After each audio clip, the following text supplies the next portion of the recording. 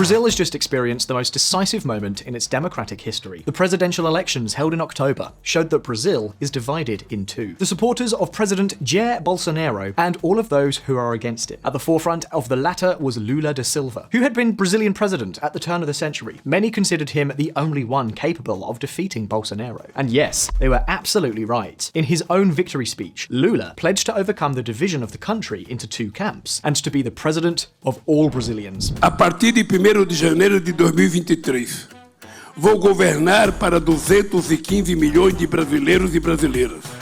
E não apenas para aqueles que votaram em mim. Não existe dois Brasis. A ninguém interessa viver num país dividido e permanente estado de guerra. Este país precisa de paz e de união. Este povo não quer mais brigar. Of course, the electoral result was incredibly tight, with 50.9% for Lula, 49.1% Bolsonaro. That it was so tight, and that the current president got a much better result than expected in the polls, brings forth many questions. What have been Bolsonaro's main achievements in these 4 years? What mistakes have caused his defeat? Or what will be the main challenges for Lula da Silva in his new presidential phase? Today on VisualPolitik, we're going to provide answers to these questions. The Bolsonaro community. In the 1990s, Brazil was stuck in the past. Its industry was protected by tariffs, and there were import bans on many products. In addition, the country was facing accelerated deindustrialization, something that happens when your industries are not competitive. And that is not all. To make matters worse, it had accumulated 4 decades of high inflation. To put an end to this situation, 30 years ago, the government of Itamar Franco launched the Real Plan, a plan that was later developed by the government of Fernando Henrique Cardoso, and which involved changing the currency and implementing a tax reform. The Real Plan was successful, and Brazil became one of the leading emerging economies. Poverty began to decline, and income inequality was reduced. Lula da Silva then enjoyed a few years of economic abundance thanks to the commodity boom in international markets. As a result, Brazil became the 7th largest economy in the world in 2010, practically tied with the 6th largest, as you can see here. However, it has since fallen to 12th place in this recent ranking. When the oil bonanza came to an end, things started to fall apart. What's more, Dilma Rousseff's government was lethal for the Brazilian economy, and it went into a deep recession. Even the country's largest company, the state-owned oil giant Petrobras, was on the ropes and close to bankruptcy. People's discontent propelled one of the most controversial political figures in recent years. We're of course talking about Jair Bolsonaro. His populist discourse captivated millions of Brazilians who were tired of the numerous corruption scandals that plagued the Workers' Party after 16 years of government. However, one of President Bolsonaro's greatest successes was to incorporate Paulo Guedes as a sort of super minister for economic affairs. Paulo holds a PhD in economics from the University of Chicago, a model institution for economic liberalism. Since he became minister, he has promoted an agenda focused on promoting privatization, simplifying labor regulations, and reducing bureaucracy. An impossible mission from the outset since, according to World Bank data, Brazil has one of the most complex and inefficient tax legislations in the world. Specifically, it ranks 184th in the World Bank's ranking of 190 tax systems. The labour reform promoted by the Bolsonaro-Guedes duo has had good results. Brazil's unemployment rate has reached 12% when both came to power. Currently, and despite the coronavirus, this has been reduced to below 9%, the lowest figure since 2015. Another card played by Guedes was to bet on privatizations to reduce public debt. To convince Brazilians, Bolsonaro has had it easy. But of course, it was not complicated to improve on the economic management of his predecessors. Quase tudo que é público é levado para a corrupção. Olha como é que eram estatais no passado. Como é que eram estatais? Quase todas. A Caixa Econômica. Nós em 2 anos é mais lucro que 10 dos anos anteriores. Está petralhada, roubou tanto o Brasil. Dá prejuízo mais ou menos 70 bilhões por ano, agora dando lucro. However, this desire to reduce the size of the state machinery came up against reality. It is true that it carried out the largest privatization in 2 decades, but in the end, it did not dare with the Petrobras oil company. So basically, everything was limited to a partial privatization of Eletrobras, the state-owned company in charge of electricity generation in the country. A privatization that attracted investment from the Singapore Sovereign Wealth Fund and the Canadian Pension Fund. It also allowed private investment in water and sewage. Be that as it may, the important thing is that between one thing and another, the results came in. best news for Brazil is that after a decade of weak economic growth, the country returns to reasonably good numbers, at least considering that we are talking about Brazil, a terribly bureaucratic and unfriendly economy for business, even by Latin American standards. Well, the pandemic dragged Brazil down by 4% in 2020, but in 2021, GDP grew by 4.6%, and in 2022, at the time of the elections, year-on-year growth was still above 3%. These positive data and a tremendously polarized discourse helped to form a community of true fanatics around the president Bolsonarismo. However, wait a minute, it wasn't all so rosy. Because the numbers are reasonably good, yes, the truth is that the economy has grown in large part thanks to the government's stimulus policies. In view of the polls, Bolsonaro set aside economic theory and pulled out all his artillery to achieve a comeback. He approved an aid program with lower taxes on fuel, electricity, gas, and public transportation. He also bet on improving social benefits. The excuse? As you can imagine, inflation. The motive, as you can also well imagine, was to give a little gift to the voters. Don't forget that, for politicians, poor Brazilians have only one thing that has much value as that of the rich: their vote. So to achieve this goal, Bolsonaro launched into extending and even expanding the social measures he put in place during the pandemic. Bolsonaro raises Auxílio Brasil from $400 to $600. It was undoubtedly his star measure. We're talking about the fact that this 50% increase brought Auxílio Brasil to about $110 per month. In addition, after the first round of elections, he promised to extend this aid during 2023. The bill for this all is no joke. Right now, Auxílio Brasil is being received by 21 million Brazilian families. So currency up, currency down, Bolsonaro committed aid worth over $50 billion, including new debt forgiveness programs and lines of credit. However, VisualPolitik viewers, all this was not enough for Bolsonaro. He had many wrongs to right, and the election campaign against Lula was like putting Palmeiras fans together with Corinthians fans. Listen up.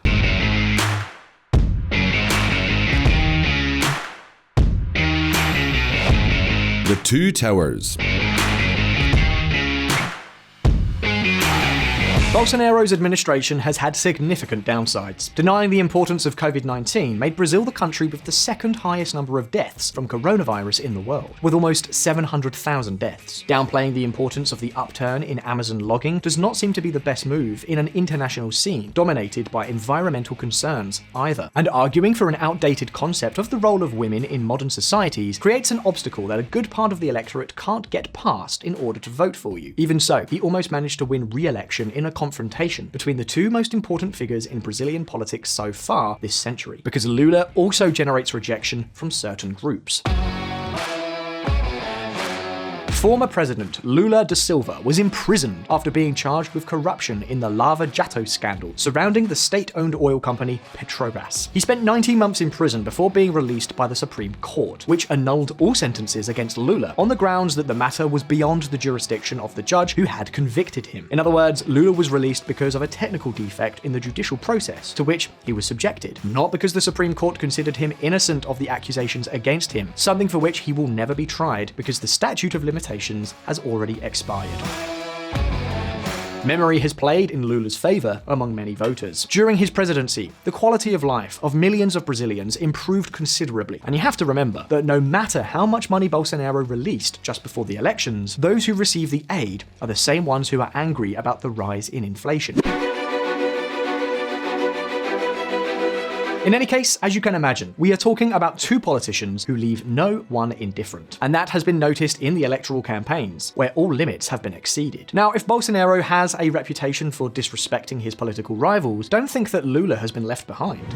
Brazil. Judge prohibits Lula from associating Bolsonaro with cannibalism in the electoral campaign. The electoral campaign has been dirtier than ever. And it is a pity because policies were needed to reactivate the Brazilian economy. The country has lost its way, and it's only sustained by the boom in its agro-industrial sector thanks to China's voracious appetite for soybeans and the rest of the products offered by the Brazilian countryside. This is a success story as Brazil has become the world's third largest exporter of agricultural products after the United States and the European Union. But this is not enough for the South American giant. The decline of its industry continues a trend that began decades ago. Look at the evolution. Beyond the oil and the agribusiness sector, which already accounts for 28% of GDP, the rest of the industrial sector is going from bad to worse. The problem is that the Brazilian economy is not generating well-paying jobs, such as those lost in industry. And after a campaign without clear proposals, it seems that these issues do not matter to any politician nor to their voters, among whom are the fanatic masses whose only objective seems to be to defeat their opponents. That's where it fits that there are Bolsonaro supporters begging the army to stage a coup against Lula. They seem to be willing to do anything, although not as much as some would have us believe. Bolsonaro supporters use their phones to call for an alien coup. Some prestigious media have fallen into the temptation of giving verisimilitude to this news story in order to ridicule Bolsonaro's supporters. Millions of Brazilians would be delighted if ET could heal Neymar's ankle as if it were Elliot's finger. But VisualPolitik viewers, as so often happens, the reality is much less interesting than the headlines. Press released fake news about protesters in Porto Alegre. Although, keep in mind, we are not talking about nothing. Those cell phone flashlights directed towards the sky are one more demonstration of Brazilian citizens asking the armed forces yet again for a coup d'etat, not the aliens. All to show off an SOS-FA, which could capture a drone from the sky, but not the Millennium Falcon. Check it out. Despite all this, it seems that Bolsonaro has accepted defeat and is not going to mount a Trump-style Capitol Hill. The bad news for Lula is that he will still find it much more difficult to run Brazil than the last time he was in office. The country is more divided than it was then, and its public finances are in worse shape. However, now is the time for Brazil to tackle structural changes and move towards a productive model that will lay the foundations for long-term economic growth. So, what will be Lula's main challenges? We're about to take a look.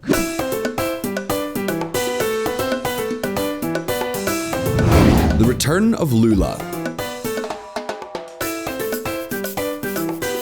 Lula da Silva wants to put the state back at the center of the Brazilian economy. To this end, he plans to use public spending to stimulate growth, especially in infrastructure development, in imitation of US President Biden's Build Back Better scheme. He also wants to expand social plans, such as the Bolsa Familia program. However, in order to do so, he has to get around a major obstacle, the public spending cap, introduced 6 years ago by President Temer to curb the crisis the country was experiencing at the time. This requires a constitutional amendment that, according to some experts, needed to be approved by Congress before 10th of December. So far, Lula has already indicated how much dough he needs to make his plans a reality.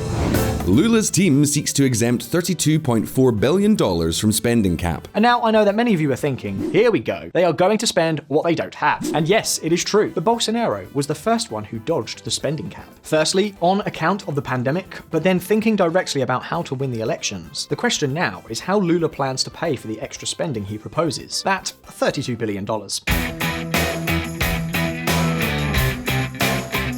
Lula speaks of policies that boost the domestic market in order to increase production and consumption. To achieve this, he talks about increasing social programs, public investment, and supporting infrastructure development. He argues that by generating higher revenues, tax collection will increase. But what can I say? It is the Brazilian version of the miracle of the loaves and fishes. The increase in tax collection will not be enough, and everything indicates that it will put a drag on public debt. The problem is that Brazil's finances are not the same as when Lula left office. Lula will not have much margin for action. 80% of the budget goes to public employees' salaries and pensions, when in most countries, these items do not reach 60%. Public spending is close to 40% of GDP, a proportion similar to that of many rich countries. But the quality of services offered to citizens of those countries is light years ahead of what Brazilians receive. The country needs many reforms, and the first on the list is a fiscal reform. In this respect, the Bolsonaro administration failed in their attempts. Now it is Lula's turn. He wants to focus on fighting inequality and improving income redistribution. Quite a challenge for Lula, who fortunately will have an easier time in other areas.